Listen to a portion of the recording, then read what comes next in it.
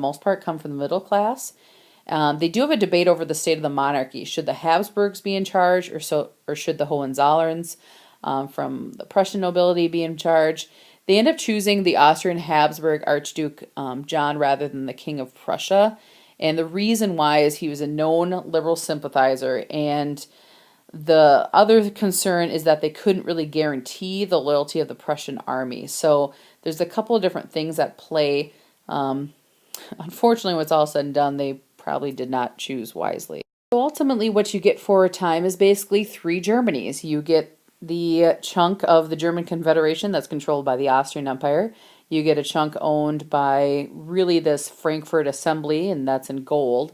And then you get the Prussian influence in green that encompasses Berlin. And if you're trying to look at these three different Germanys, you basically have three different centers of control out of Frankfurt, Berlin, and Vienna, which also incidentally happen to be the locations of these revolts. So it is a very divided area and seems to be a long way from any kind of decision on unity.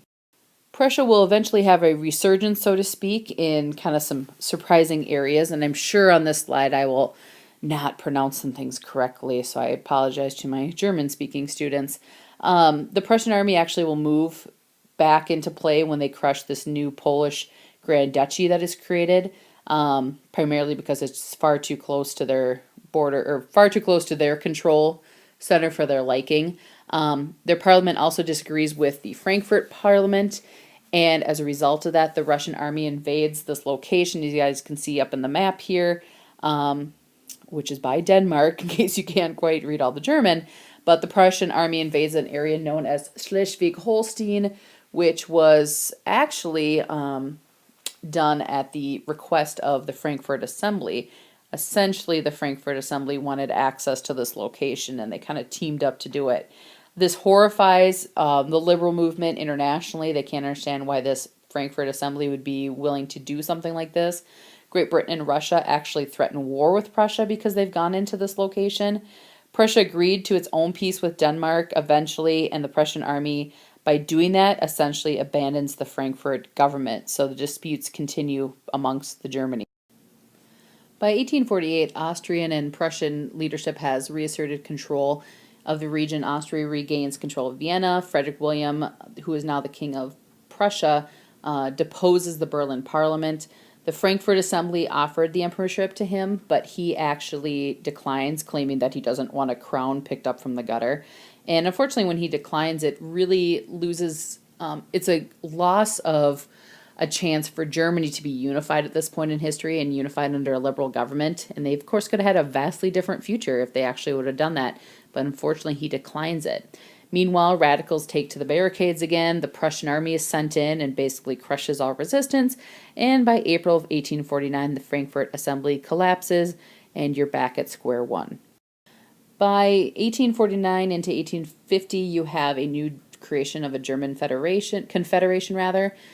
Frederick William IV of Prussia, he still wants to try to get together a unified and united Germany. Maybe he should have taken, the assembly up on their offer, but he didn't. At any rate, by 1850, you have a German confederation that is reestablished at Olmütz, but he is basically forced to accept the Austrian leadership of Central Europe, because, of course, being in charge of Prussia kind of puts you off to the northeast, and you're not going to have much control in the center with Austria right there to the south, and of course Austria being larger than Prussia. Unfortunately for liberals in Germany, their popularity does not last very long. You have a union of liberals and Democrats that doesn't work, and what do they find out? Basically, the person with the strongest army wins. There was a massive exodus at this time of liberal intelligentsia, so basically your liberal elite leave. What you get in place of that is the rise of militarism, of hierarchy as far as the social classes are concerned, and of course statusism. The people at the top are the ones that are triumphant. And on the backside of this, you get the capitalists and the industrialists coming into play, which for a time is probably good in Germany, or eventually what becomes Germany, but certainly does kind of leave some dangerous pockets of control in place as you get into the end of the 1800s. Ultimately, what we learn from this very convoluted, year and a half of revolutions is that the Democrats are swept out. You have once again a chance of democracy to reign supreme, and it just doesn't work out. And the conservatives, even though some of them take a hit, ultimately regain control. And any kind of advances we thought Europe could make as far as politics is concerned, particularly getting rid of some of these conservative figureheads that rule like dictators, that goes out the window. Some of the issues that we talked about at the very beginning as far as long and short-term causes are still going to exist despite the fact that these revolutions are going to be crushed. I mean, the issues are still there. The politics just really hasn't changed to address them. So you're going to continue to get the rise of different political discussions. Karl Marx and his sidekick, if you will, Friedrich Engels, will certainly be influenced by the failure of these revolutions and the continued social problems that emerge. And so they will write the Communist Manifesto as really an answer to the problems of society. And you will have, from this, of course, a continued growth of Marxist policy and eventually the push for communist governments in different parts of Europe. So when we look at the revolutions of 1848, why did they fail?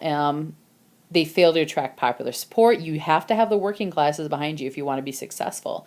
The middle classes led a lot of these revolutions, but eventually they turn radical, and that holds them back. Nationalism divided more parts of continent than it actually united. Where some of these revolutions were successful, the old guard was actually left in place, and then they actually would eventually turn against the revolutionaries. There were some gains. You do have more abolishment of serfdom throughout Europe. You actually have some countries getting rid of slavery, like France, for example. But in the long term, most of these little gains are going to be eventually solidified at some point by the end of the 1800s with the unification of Germany and Italy.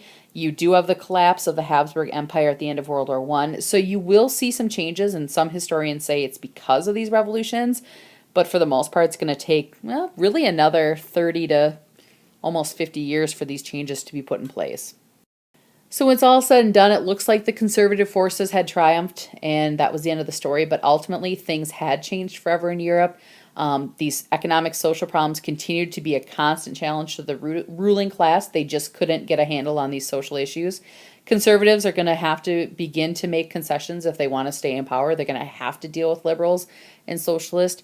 And many of the limited liberal achievements will remain permanent in the countries in which they were put in place.